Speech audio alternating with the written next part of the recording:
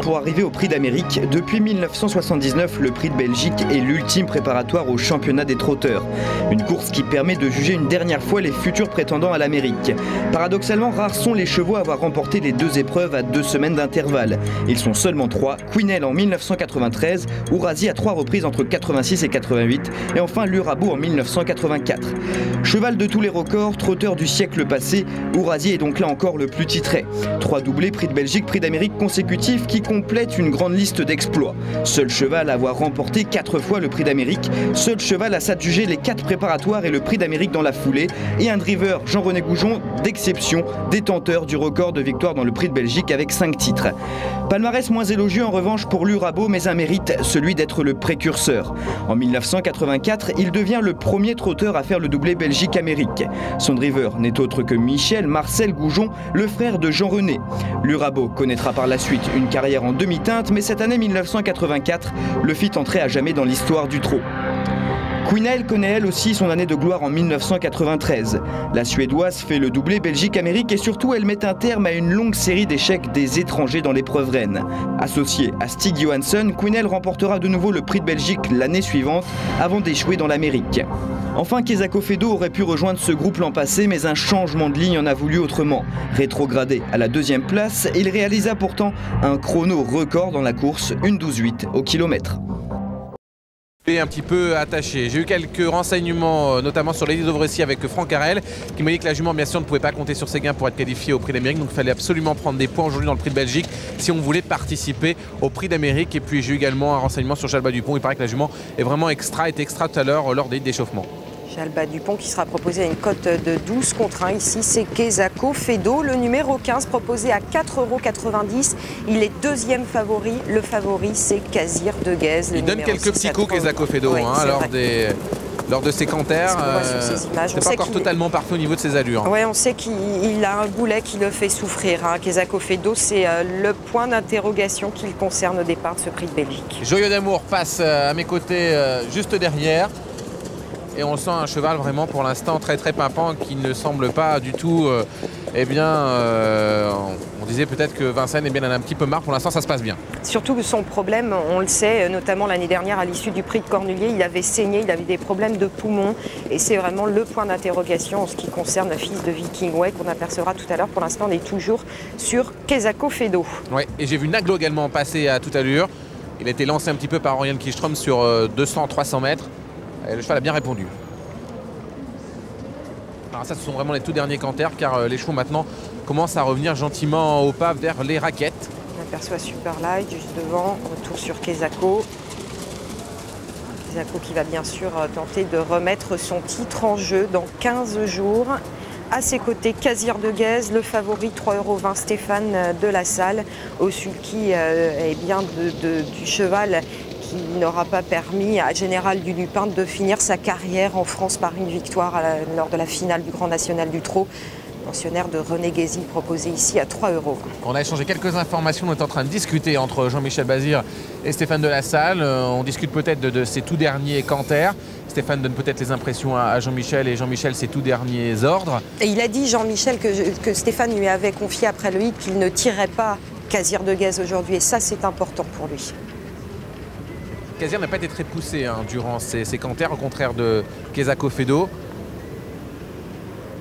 Pas tout à fait le même degré de préparation en ce qui les concerne. Donc Kazir de Guez n'a pas été très poussé lors de ses tout derniers canters. Départ de Prix de Belgique 2005, passionnant cette année, passionnant. Dans quelques instants, un départ imminent. On va le vivre avec vous, Pierre-Joseph et Richard. Ah là là, c'est palpitant ce Prix de Belgique parce qu'on se pose beaucoup de questions avant le coup. On va peut-être avoir des réponses à nos questions dans quelques instants. Ça va partir dans quelques instants. On va différer un petit peu le départ. Tous les chevaux n'étaient pas très bien en ligne. C'était le cas notamment des chevaux des 25 mètres. Vous savez, ils sont 4 à partir avec 25 mètres de handicap dans ce Prix de Belgique version 2005. Pas de concurrent spécialement nerveux avant le coup. Jardy magnifique. Jardy est magnifique. Il a nos coulures de cygne, la tête baissée. Ça va être d'ailleurs l'un des premiers à rentrer en piste parmi les concurrents du premier poteau. On a Lady Dovrecy facilement reconnaissable, c'est la belle blonde. Et puis à l'extérieur, Joyeux d'amour avec Tony Le Belair. Et donc Jardy qui va s'élancer tout en dehors. On regarde les premières mètres, on va reprendre. On va reprendre, c'était l'Italie qui aurait pris la tête avec Aleisi OM, un Fan du Bossis qui est maintenant très rapide. Un Fan du Bossis aurait pris une bonne place également en compagnie de Superlight. Alors au second poteau, ce serait Kezako Fedo qui serait le mieux parti et Naglo était le plus lent au départ.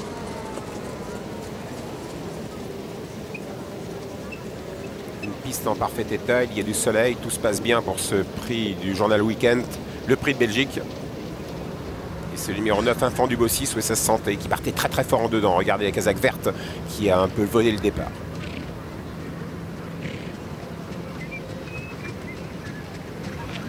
Et voilà, il sifflote. Et c'est Jean-Michel Bazir, bien sûr. Et il est au sulky du gagnant du prix d'Amérique 2004. Il va y avoir plein de choses, Pierre-Joseph, à observer dans ce prix de Belgique. Bien sûr sur le direct et ensuite en débriefing de ce prix de Belgique. Il y a des concurrents qui ont besoin de nous rassurer, des concurrents qu'on n'a pas vus depuis très longtemps à Vincennes et qui ont changé d'horizon depuis au niveau de leur valeur. Casier de Guèze va volter au plus court avec Stéphane de la Salle. Il s'élance sur la bonne jambe. Oh là là, qu'est-ce qui se passe? Lady Dovrecy est parti vite. Ispelion Jarozéen partait vite également. Superlight serait parti vite une nouvelle fois. Et une nouvelle fois également, Kezako Fedo, second poteau qui était parti extra. Peut-être la tactique de Jean-Michel Bazir de refaire très vite ses 25 mètres et de se placer peut-être dans des dos. On va voir comment on va composer un petit peu Jean-Michel. Est-ce qu'il va se la jouer offensive dans ce prix de Belgique? Est-ce qu'il va plutôt attendre pour effectuer la ligne droite sur Kezako? En tous les cas, le cheval a bien sûr besoin de le rassurer. Alors attention, Richard, il semblerait que le numéro 9 a provoqué les deux faux départs. Ce qui veut dire que lors du prochain départ, il faut absolument qu'il soit derrière, je pense, un adversaire. Le numéro 9, c'est Infant du Bossis. Pierre-Joseph, j'ai l'impression que dans le second départ, Superlight également a voulu partir très vite. Et on a aperçu à l'arrière-garde que Joyeux d'amour avait fait un petit temps de galop. Je crois que c'est ça, Lise. C'est le numéro 9, tout à fait. En provoquant deux faux départs, on est obligé de partir derrière un voilà, autre. on est en train de dire à Jorma Kontio qu'en fait c'est lui le responsable. Seulement on parle en français, je ne pense pas que Jorma Kontio parle complètement le français. Est-ce qu'il va pouvoir comprendre? Et on est en train de lui expliquer. On dit Monsieur Kontio, il faut absolument qu'on aille lui dire. Il faut absolument qu'on aille lui dire, car s'il part en première ligne et qu'il ne part pas derrière un autre cheval, il peut être disqualifié, tout simplement. Alors qu'est-ce que va faire là Jorma Kontio? Écoutez, j'ai bien l'impression quand même qu'il a compris le message. Et il part derrière des concurrents. Il part derrière John Arifant. Voilà, et pour qu'ils comprennent bien, d'ailleurs, on reprend le départ. Jarozéen avait largement fini sa volte. Hein. Ah, il y a de la tension, parce que c'est certainement pas... Et Jorma Kontio ne parle pas français, il ne parle pas anglais non plus, il parle finlandais. C'est toujours sa femme qui fait les traductions parce que sa femme a travaillé durant de nombreuses années au service de Jean-Loup Peupion à Grosbois. Alors un homme de piste est venu aux côtés de Jorma Kontio pour lui expliquer. Voilà, pour parler de personnes qui ne parlaient pas, qui étaient muets. Il faut savoir que notre ami Raoul Stemer, qui était propriétaire d'Ourazi, de Vourazi, était muet. Ça n'a pas empêché de faire l'arrivée avec Ourazi d'ailleurs. On avait quelques petits retardataires. Non, ça ne va pas le faire non plus. Ah, on sent qu'il y a quand même beaucoup de pression au départ de cette épreuve. On se souvient d'un prix d'Amérique où on avait accumulé les faux départs. Mais messieurs, c'est dans 15 jours seulement le prix d'Amérique. Oui, puis il n'y a pas Varenne. Hein. Alors, je peux vous dire que ça va certainement y avoir du passage chez les commissaires à l'issue de ce prix de Belgique. Ah, ils sont chauds, nos drivers étrangers. Ce prix de Belgique représente tellement beaucoup. Ce n'est pas le prix d'Amérique, mais c'est la dernière répétition. Et il y a des entraîneurs, des drivers qui ont besoin d'être rassurés par rapport à leurs chevaux. Il faut qu'ils leur fassent une belle course pour vraiment avoir leur billet pour le prix d'Amérique et se dire j'ai une chance de participer à l'arrivée dans le prix d'Amérique. On prend les mêmes. Jardy toujours à l'extérieur. Jalba Dupont qui cette fois-ci part assez bien. Jalba Dupont quand même, ce n'est pas totalement extra. On part bien également avec Lady Dovrecy. On va peut-être prendre la tête avec elle. Lady Dovrecy avec Sébastien Baud en tête. Casier de Guèze, le favori à l'extérieur. Les couleurs de René Guézy, casaque jaune et verte le long de la corne. On est bien parti avec Superlight, un cheval qui sait aller de l'avant d'un bout à l'autre du parcours. À l'arrière, on retrouve le numéro 12, Civil Action, qui est parti lentement. Naglo est parti avant-dernier. Le mieux parti du second poteau, c'est Gigant Neo. Je regarde pour l'instant Kezako Fedo. Il est pas mal d'allure, il n'a pas encore totalement refait son handicap. Un cheval est mal parti au premier poteau, c'est John Arifant. Et on va venir passer devant les tribunes avec Lady Dovressi qui prend la direction de l'épreuve. C'est une fille de Dorenzo qui est en tête, super light le long de la corde en deuxième position. Enfant du Bossis le long de la corde, Hispanion Jarzéen. Voilà l'effort de Jardy qui aime bien aller en tête et qui va certainement durcir cette épreuve en compagnie de Caligan. Ouais, je vois Enfant du Bossis qui n'est pas loin pour l'instant des chevaux de tête. Casir de Guez contraint d'évoluer en l'extérieur. Je regarde un petit peu Jean-Michel Bazir, et bien j'ai l'impression qu'il va attendre pour l'instant juste derrière. Il est aux côtés de Naglo et c'est Civil Action qui ferme la marche. On vient de donner une impulsion à Jalba Dupont parce qu'à cet instant, on a un petit peu du mal à suivre. Alors que Joyeux d'Amour suit l'effort de Casir de Guez, il est emmené par Casir de Guez au pas de la descente. Ça se passe bien pour Joyeux d'Amour et Casir de Guez qui tournent un peu autour de leurs adversaires. C'est Hispanion Jarzéen qui est en tête à 1600 mètres de l'arrivée en compagnie de Lady Dovressi et à l'extérieur Jardy. Ouais, et on compose avec Casir de Guez. Pour l'instant, on est en troisième épaisseur, mais on n'accélère pas. On va peut-être le faire dans la montée. On profite de cette impulsion à l'extérieur pour suivre avec Joyeux d'Amour. Je regarde toujours pour l'instant Kezako Fedo. Et bien, il a la même place, il est avant-dernier. Jos Verbeek en tête avec Hispanion Jarzéen. En deuxième position, Lady Dovressi. Jardy est troisième, super light le long de la corde, tout près. On voit que Alesi OM, l'Italie, est en 6-7e position. Voilà Casir de Guez qui est lancé par Stéphane Delassalle. Joyeux d'Amour à la faute, Pierre-Joseph. Joyeux d'Amour est à la faute. On ne peut pas le remettre avec Tony Le Belair. On a fortement repris les taux trop maintenant, mais il a perdu au moins une dizaine de rangs. Kezako Fedo progresse gentiment à l'arrière-garde. Casir de Guez, à la manière d'effort, vient tout à l'extérieur maintenant. Troisième position aux côtés de Jardy et de Hispanion Jarzéen. Lady Dovressi est toujours quatrième. Caligan n'est pas loin. L'Italie se rapproche avec Alesi OM. Joan Harifan se rapproche. Kezako Fedo a énormément de ressources pour l'instant est en 10e position.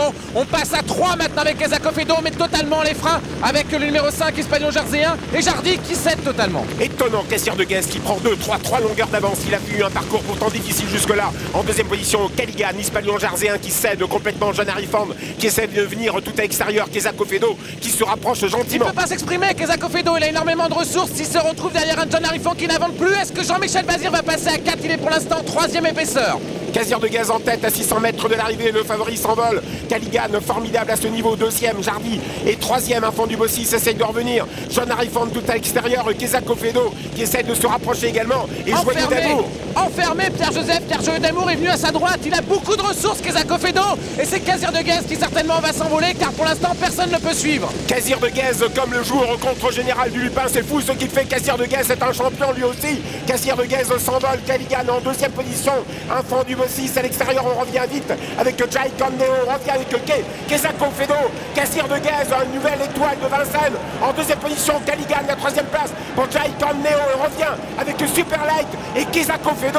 Casir de Guez l'emporte. Caligan est deuxième. Super Light a peut-être pris la troisième place à Jai Condeo. Kezako Fedo qui rend des 25 mètres et cinquième. Casir de Guez, vous avez rendez-vous avec Jacques de Bellouet. Ça va être formidable. C'est le dernier dimanche de janvier.